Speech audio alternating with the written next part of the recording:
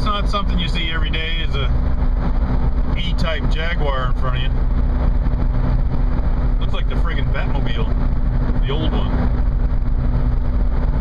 Got a great sound. I can hear it from here. I got the windows up. So that's the final product right there. I may modify it a little bit as I go. It's essentially what I wanted. I just wanted to be able to move this solar panel around, so when I needed it, and it would be there, you know. So I've got you know, some good sized wheels to get over the sort of the rough terrain that's around here, or, you know, gravel driveways and mud and stuff. They're good 8-inch wheels. They'll go over pretty much anything.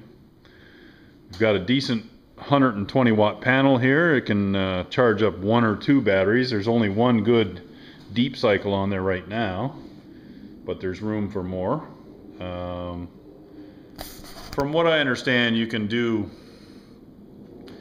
2 average size deep cycle batteries is okay with a panel like this. If you're not using it every day, hell, you could probably put 3 good sized deep cycle batteries and then just use it as you need it for you know, like a generator. This panel, if it's just sitting out there in the sun every day, it's going to charge up 3 big deep cycle batteries in probably 2 or 3 days. And so if you're not using it every day, when you do need quite a bit of wattage, and you've got the inverter that can draw off of it, that would be what you want. But I mean, batteries are expensive. I mean, you're not saving a ton of money if you're spending $1,000 to gear up a generator like this. But I got all this stuff real cheap off Kijiji, you know. But I've had it for years. Just, it was never in the right place at the right time to use it. So what's nice about this is that it's where you want it, when you want it. So if I need a grinder, you know, up on the hill for a broken down machine or something, just tote this thing up there. It's pretty light. It's on wheels. It's easy to pull around. It'll be great. And the battery turned out to be pretty good. It's holding the charge, no problem. The little charge controller's up here. I've got it taped there right now because I've got silicone on it. I'm siliconing it to the back of the solar panel because the solar panel has a nice lip here, so any rain that hits it, it's just going to drip right down. It's not going to get onto that charge controller. So it's relatively weatherproof. And as far as putting the inverter, there's the big inverter. I thought about that. I'm going to keep the inverter separate. The inverter is nice to just take wherever you need an inverter. So sometimes I run it off my Jeep when I'm on a job or something.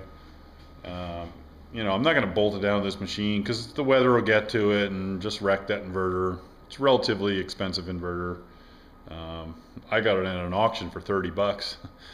But a 4,000 watt inverter is going to cost you at least $300 or $400. It's a relatively cheap version of one. I think it's Chicago Electric. I've never Googled to see what it's worth, but probably not much, $200 or $300, I'm guessing.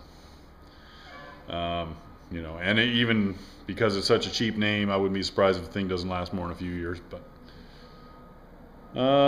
so that's it. You know, that's the solar generator. There's really not much to them. You could make those frames out of steel tube or 2x4s or something. Yeah, that's it for that. So now I can get that out of here and get it in the sun, get it working. As you can see, it's very portable. Very smooth. Everything's bolted down. Just gonna wheel it out of here now.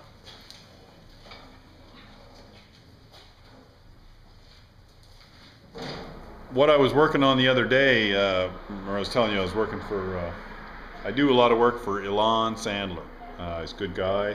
I do a lot of, he does very large scale metal sculptures, and I generally do a lot of his welding work and a lot of rigging work, getting the stuff, you know, in place and that sort of thing. visit his website. There'll be a link below to the type of work that he does. I've only been with him for a little over a year now, a year and a half maybe, and we've done a lot of big jobs. He does very interesting stuff. You'll see some amazing work.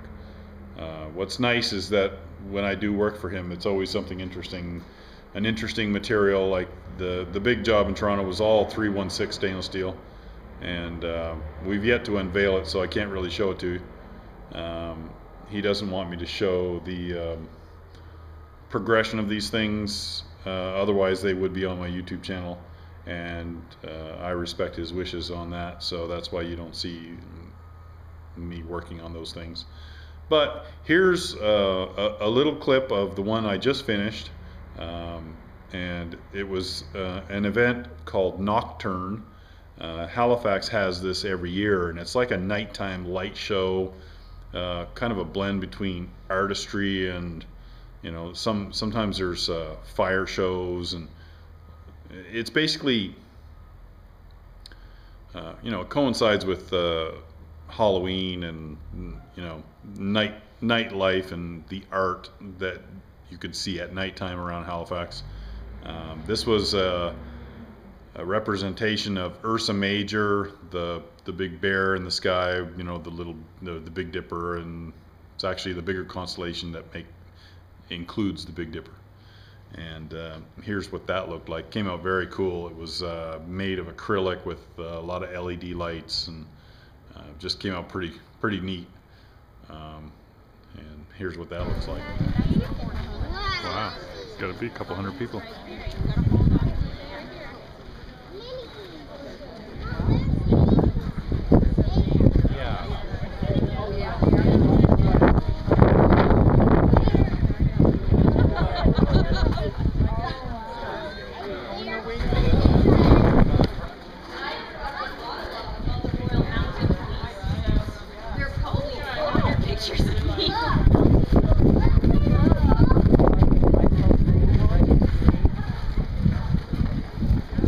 That was a lot of fun to make. It was quite a bit of work.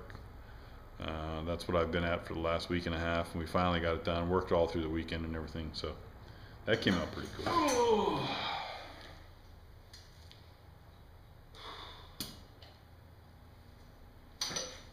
I was trying to take a day off today. It'd be the first day I've had off in probably 30 days.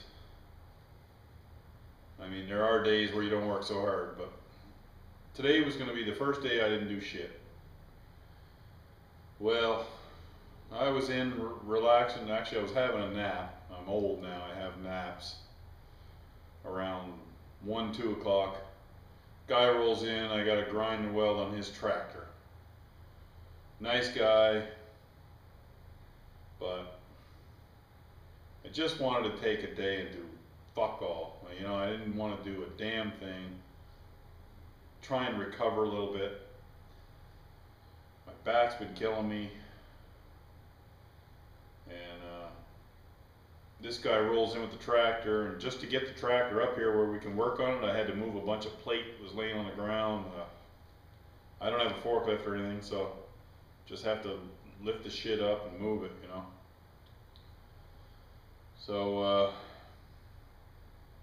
all I can do now is try and catch up and relax a little and have a beer.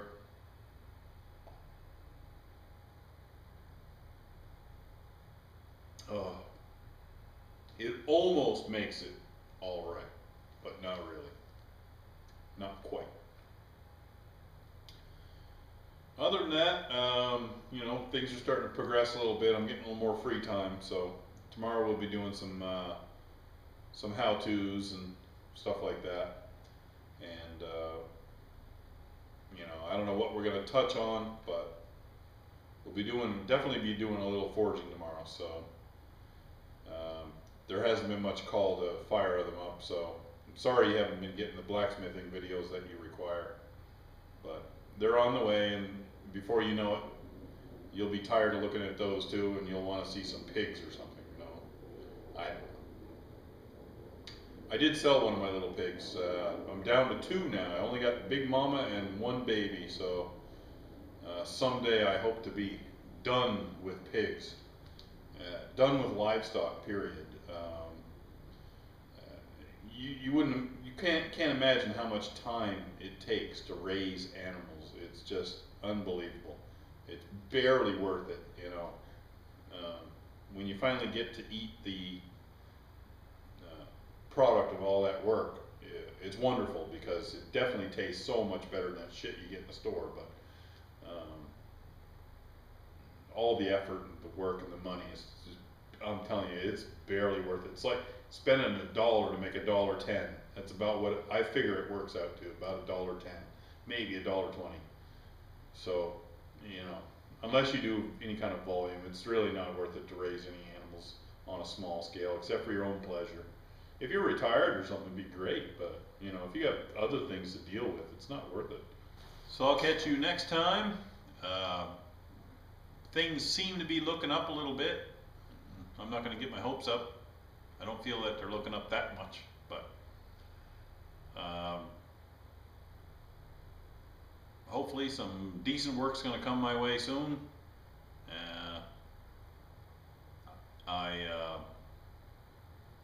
Like I said before, I'm debating on selling out the whole thing here and selling all my tools and getting a real job. But you know, the reality is when you work for yourself in an environment like this, you might make a certain amount of money. Usually you do pretty good when you, as long as you can find jobs, you know, you can do okay. But when things dry up, it's the old saying of being in business, it's feast or famine. And right now it's definitely famine. So there's a huge shipbuilding project starting, and here in Halifax, we may get the contract to build these ships, a bunch of warships for the United States, or sorry, for the Canadian government. It's like a $25 billion project, and Halifax is in the running to get the job, along with two other shipbuilding places. If they get the job here in Halifax, I very well may try and get on there with Irving Shipbuilding and get a job there, putting together warships. I've done it before. I worked for Irving Shipbuilding before a couple different times, and I left in, you know, on good terms, and so I probably could get the job there pretty good, or pretty easily. It's just a matter of driving into the city every day, back and forth. I mean, it's a good 45-minute drive, so. But sometimes you got to commute, make some money, and it would be pretty good money, and it'd be steady, and there'd be some pretty good benefits along with it. And I don't know, that's about it. So as soon as I hear anything new, I'll let you know. Doesn't mean I'll stop blacksmithing. I'd never sell my blacksmithing gear. I'm just saying I'd probably get the actual fabricating thing, you know. I'd always keep my anvils and my forges and power hammer likely and those sorts of things. So don't panic. I'm not going anywhere as far as that's concerned. Anyway, here's to you. I really appreciate you people watching and commenting on my videos. I know I haven't had time to comment back lately. It doesn't mean I don't read them, and I really appreciate everything you guys have to say. So you take care. Take good care of yourselves too. I'm trying to take care of myself.